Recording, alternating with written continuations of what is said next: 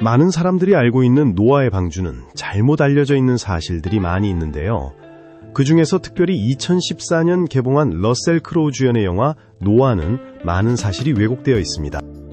영화에서는 사탄의 행위를 정당화하는 장면들이 나오는데요. 시작부에 뱀의 허물을 팔에 감는 노아의 알 수 없는 행위는 물론 사탄이 인류를 도우려다가 신의 심판을 받은 것으로 묘사됩니다. 돌과 흙으로 만들어진 거인의 형태로 살아가는 사탄들은 원래는 빛이었다는 서사가 나오는데요. 인류가 선악과를 먹고 신을 배반하고 신의 통치를 부정한 사건을 사탄이 인류를 도운 것으로 묘사하였습니다. 그리고 하늘에서 땅으로 유성처럼 떨어지는 타락천사들은 땅에 귀속된 사탄이 되어 벌을 받고 있는 중이라고 하는데요. 인류의 지식이 사탄에게서 왔다는 이상한 말을 합니다. 그리고 다시 인류가 사탄을 배척하고 학살하였다는 말을 합니다. 기존의 상식을 뒤엎는 사탄의 교묘한 말은 선악과를 먹고도 영원히 죽지 않을 것이라고 거짓말을 했던 것과 매우 유사합니다. 마치 사탄의 입장을 대변해주는 것처럼 사탄의 서사는 매우 길게 설명이 되는데요. 심지어 다시 천국으로 돌려보내달라고 사탄이 신에게 기도하고 간청을 했다는 말도 노아에게 합니다. 그리고 세상을 파괴하고 있는 것은 인류라고 하는데요. 인류가 세상을 파괴한 것은 맞지만 그 인류에게 악한 지식을 주입해서 배후에서 그 파괴를 조종했던 것이 사탄이라는 성경의 내용과는 상반되는 내용을 전합니다. 그리고 사탄이 돕고 싶어 했던 아담의 모습이 보인다고 하며 작중 노아는 물론 영화의 관람객들을 미혹하고 속이는 말을 다시 한 번 합니다. 이후에는 노아가 오히려 사탄에게 도와달라는 매우 이상한 설정이 되어버립니다. 이미 인류를 도와주었다가 모든 걸 잃었다는 궤변을 늘어놓는 사탄에게 다시 신을 섬길 수 있을 것이라고 하자 사탄은 오히려 사악한 뱀이라며 노아에게 분노합니다. 그리고 얼마 후 마지막으로 돕겠다는 말을 합니다. 그리고 충격적이게도 사탄이 마지막으로 인류를 돕겠다고 한 것은 노아의 방주로 몰려드는 인류를 학살하는 것이었습니다. 성경을 잘 모르는 대부분의 사람들이 노아의 방주 심판을 완전히 왜곡해서 보게 되는 장면이 바로 이 장면입니다.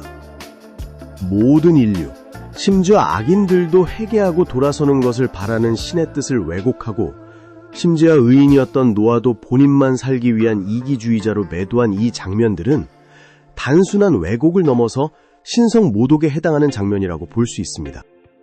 영화가 성경을 왜곡하고 사탄의 행위를 정당화한 것에도 이유가 있던 것으로 보입니다.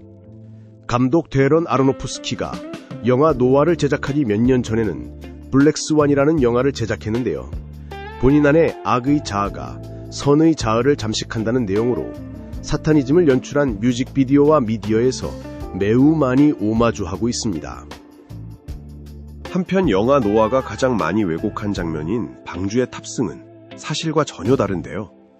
의인이었던 노아는 악인이었던 사람도 회개하고 방주의 타기를 기다렸습니다. 창세기 7장 16절에는 하나님이 노아를 방주에 닫아 놓으셨다는 구절이 나옵니다. 한편 방주는 히브리어로 테바라고 하는데요. 동일한 히브리어 테바는 갈대 상자를 뜻하기도 합니다. 홍수 사건으로부터 오랜 후에 이스라엘을 이집트의 노예 생활에서 해방시킨 모세는 이집트 군인들의 집단 영화 살해를 피해서 갈대 상자에 태워져 나일강에서 파라오의 딸에게 발견되어 황실에서 왕자처럼 양육됩니다. 그리고 이 모세는 노아와 동일하게 의인이며 신약의 예수 그리스도를 예표하는데 노아와 가족만 타기로 했던 방주 앞에서 목숨을 걸고 다른 사람들을 기다리던 노아처럼 모세도 우상을 숭배하여 심판의 대상이 된 이스라엘 민족을 두고 신께 용서를 구하며 본인의 영생까지도 포기할 수 있으니 반드시 용서를 해달라고 합니다. 현대 지상의 모든 동물을 암수 한 쌍씩 태웠던 노아의 방주를 재현한 전시품들이 많이 있는데요. 성경의 상세한 길이와 너비, 높이에 대한 기록을 토대로 재현한 모형들이 있습니다. 그런데 이 모형들은 대부분 일반적인 선박의 선형을 하고 있는데요. 하지만 선박과 같은 형태보다는 히브리어의 테바, 즉 갈대 상자를 뜻하는 방주는 각이 진 긴 상자의 형태였을 것이라는 게 많은 성경학자들의 의견입니다. 마치 거센 파도가 몰아치는 해상에서도 안정적으로 내용물을 보호하는 현대의 컨테이너 박스처럼 노아의 방주는 과학적으로 안정적인 구조로 설계되었습니다. 그리고 항해의 목적이 아닌 생존의 목적이기에 선형이 아닌 안정적인 상자의 형태였던 것입니다. 그런데 노아의 방주가 인류와 육상 동물들의 종족을 보존하는 것 말고 더 중요한 역할이 있었습니다. 그리고 이것은 거의 100년 동안이나 매우 중요한 역할을 담당하였습니다. 방주는 매우 커다란 형태였고 또한 성경학자들에 따르면 즉각적인 홍수와 해일의 범람을 피하여 산 꼭대기에 지어지기 시작했습니다. 그리고 대부분을 노아 혼자서 지었기 때문에 거의 100년에 가까운 세월이 걸렸습니다. 여기까지만 듣고도 눈치가 빠른 분들은 이해하셨겠지만 노아의 방주는 100년이나 산 꼭대기에서 세상의 모든 사람에게 다가올 심판의 경고판 같은 역할을 하였습니다. 바다가 아닌 산 꼭대기에 100년 동안이나 지어진 큰 방주는 모든 사람들이 보고 소문으로 그 목적을 듣게 되었을 것입니다. 브라질에 있는 커다란 예수상의 경우에도 방주보다 작은 크기에도 불구하고 주변 지역 어디에서나 눈에 띕니다.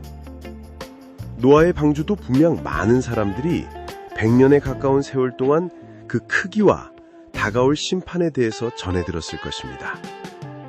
하지만 100년 후에 홍수가 몰아치는 순간에도 하나님이 그를 방주에 닫아 넣으셨을 때까지 한 명의 사람이라도 돌아오길 바라던 노아의 바람과는 달리 대부분의 사람들은 대홍수의 심판 이야기를 듣고도 우상숭배와 악행을 멈추지 않았습니다. 그들은 그들의 아이돌에 이미 눈과 귀가 멀어서 끔찍한 심판의 경고도 들리지 않는 상태가 되었습니다. 성경에는 우상숭배와 더불어 하나님이 가증하게 여기고 사탄이 좋아하는 행위들이 나오는데요. 바알, 그모스라는 이름을 숭배하는 자들은 그들의 어린아이들을 산채로 불태우며 역겨운 인신제사를 행하였습니다. 그리고 사람을 태우며 북을 치고 나팔을 불어대며 그것을 예배라고 하였습니다. 여러 이름의 여신 숭배 사상이 있던 곳에는 여신의 이름으로 여사제들이 성매매를 행하였습니다. 창녀들은 여신에게 제사하러 온 남성들과 간통, 간음을 하였고 이것은 수많은 가정들을 파괴하고 많은 사람을 정신적으로 피폐하도록 만들었습니다. 누군가의 일시적인 일탈이 아닌 종교라는 탈을 쓴 악행들과 우상 숭배는 신의 창조물인 인간에게 지속적인 불행과 저주를 버부었습니다. 그리고 이것이 사탄이 선악과를 먹게 하고 너의 인생의 주인은 너 자신이며 심지어 이기심과 욕심이라고 할지라도 그것을 인간이 선택하도록 만든 결과입니다. 홍수가 일어날 때 노아가 기다렸지만 한 사람도 방주에 오르지 못했던 이유는 또 있습니다. 창세기 7장 11절에는 큰 기품의 샘들이 열리며 하늘의 창들이 열렸다고 하는데요. 이것은 지표 아래에 천문학적인 양의 지하수가 방출되며 하늘에 있던 대수층이 쏟아진 것을 표현합니다. 기독교인 과학자들로 구성된 창조과학회에서는 대홍수 이전에는 하늘에 구름보다 두꺼운 물로 만들어진 막이 있었으며 이것이 자외선 차단과 산소 농도를 높여서 인간의 수명이 더 길었을 것으로 추정합니다. 이러한 엄청난 양의 물이 순식간에 불어나면서 지상에는 마치 영화 인터스텔라의 한 행성에서 나오는 빌딩 높이의 해일 같은 것들이 몰아쳤을 것입니다. 그리고 대부분의 당시 인류는 40일 동안의 홍수에 천천히 죽어간 것이 아니라 1일차의 해일에 휩싸이며 다 죽게 되었을 것입니다. 40일의 홍수가 지나고 또 몇 달이 지나서 지상의 물이 다 말랐을 때 노아와 그 가족들은 방주에서 나옵니다. 그리고 방주에 있던 동물로 신에게 제사를 드린 후에 하늘에는 다시는 물로 심편하지 않겠다는 약속인 무지개가 뜹니다. 이상으로 노아의 홍수를 왜곡한 영화 노아와 대홍수를 예비했던 방주에 100년간 감추어진 또 다른 중요한 역할에 대한 조사와 해석을 마치도록 하겠습니다.